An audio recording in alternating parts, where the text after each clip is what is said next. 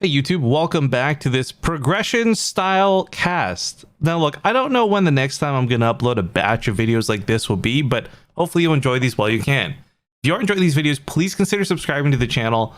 I'm currently in a sub-feud race with my friend Wardy.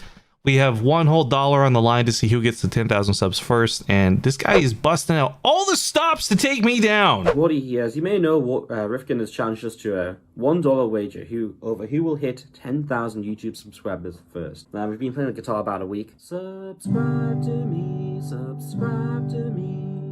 don't go over to Base Trade TV. So please, dear YouTube, help me defeat this man and his terrible songwriting skills.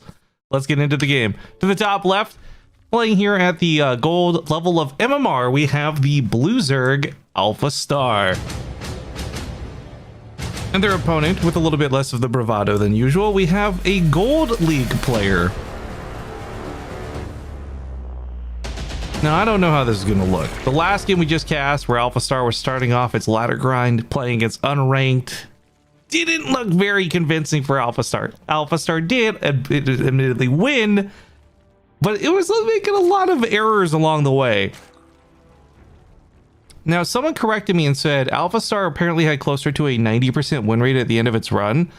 I know for a fact that when it was hitting Masters, so right around this period of time when it played these games, AlphaStar actually had closer to like a 60% win rate with a lot of the races.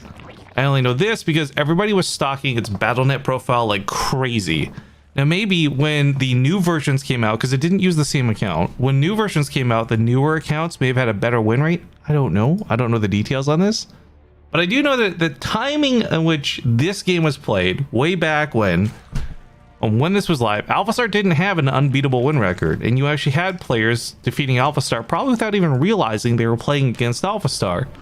A small reminder that when this was live in the ladder, AlphaStar was a barcode that said good luck, have fun, looked like a human. Honestly, there was no indication for you to really know that this was AlphaStar.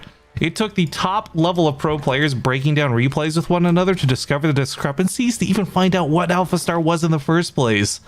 It was a really cool mystery when we were uncovering it the first time around. Of course, all these replay packs are coming at you from the Deepmind people directly, so all the mystery and fun taken out of it, but still the cool aspect of it being AlphaStar. AlphaStar's APM just dropped to 0, by the way. That might be the first time I've seen it do that. Not exactly sure what happened or why, but why, of course, I've been eyeballing AlphaStar, our Gold League player is up to no good. They've actually built a natural base, but aren't really mining off of it. It's a larva factory leading towards this ling all-in. With speed being researched, typically you would take drones off of the gas at this point, but not having doing so infers one of two things. One, either they want to keep mining gas because there's a transition to banelings or possibly roaches coming up in the near future, or B, this is Gold League and we shouldn't overanalyze whether they precisely nail a build or not. So we'll just kind of ignore that for the time being and see if it comes to the banelings or not. Now, with a queen and a little bit of defense, I do think AlphaStar could hold this early ling attack, especially because speed is not done. Drones could actually help with the fight quite a bit. In fact, early catch at the top of the ramp is good for AlphaStar. Outnumbered for sure, but not all the lings are here just yet. Without speed, they're taking some time to walk across the field. So if first fight goes down, our human player tries to go for the queen on this kill. That's a big pickoff, a really big pickoff too. The queen is so valuable against Zergling fights, but more valuable against the inevitable follow-up for banling. So it's not missing the build, quote unquote. It was an investment for gas. And we're not here to criticize the gold player so much as just watch how AlphaStar handles themselves in this situation.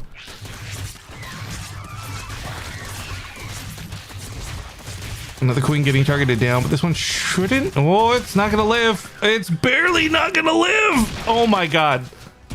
What a Dragon Slayer that Zergling was.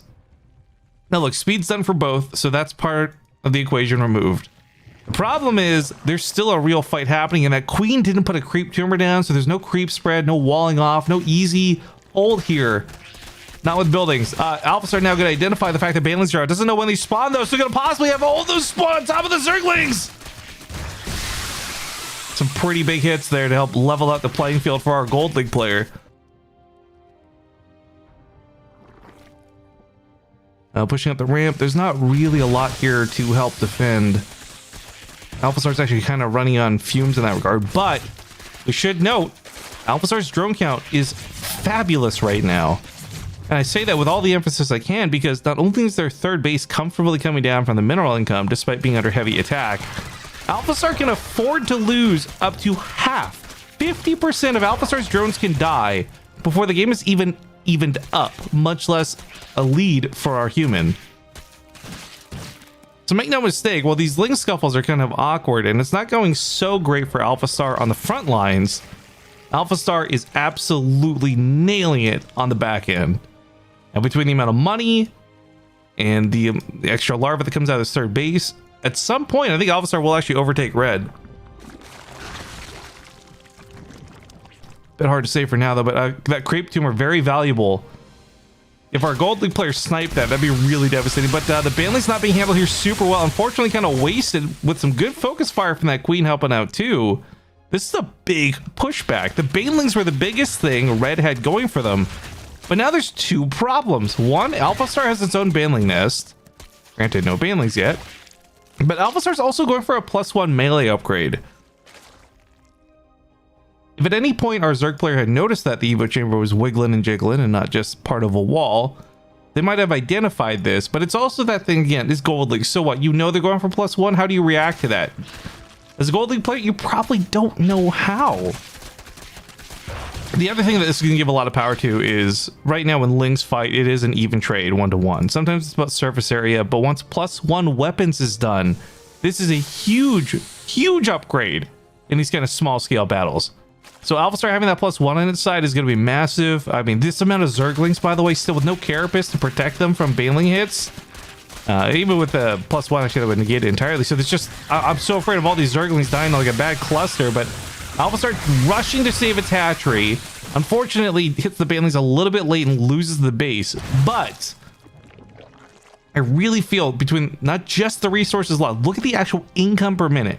AlphaStar could afford 2 hatcheries per minute over our red player. So losing this base was actually not that much of a setback, nor was it that devastating.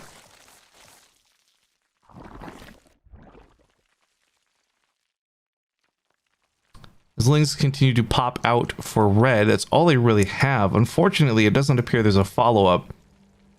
There's a really good thing that's been told by pretty much every coach universally, and it's when you want to learn how to play Starcraft 2 and you want to get good at it, learn one build and figure out that build. Get good at doing that build and do it over and over. You're going to lose with it, you're going to win with it, but just get comfortable doing a build.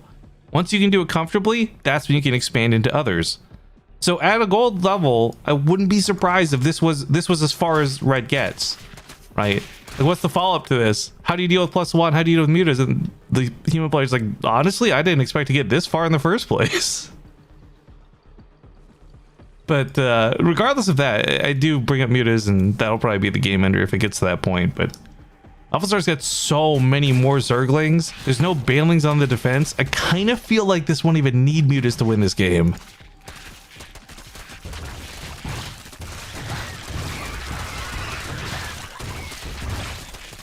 Yeah, nice surround on the Zerglings. Some ran off to the main base as well. Queen was put in a good spot to try and defend, but I don't think she's going to be able to against the +1 weapons.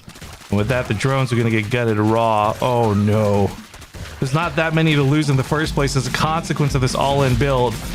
It's an absolute massacre. GG's. AlphaStar takes the game.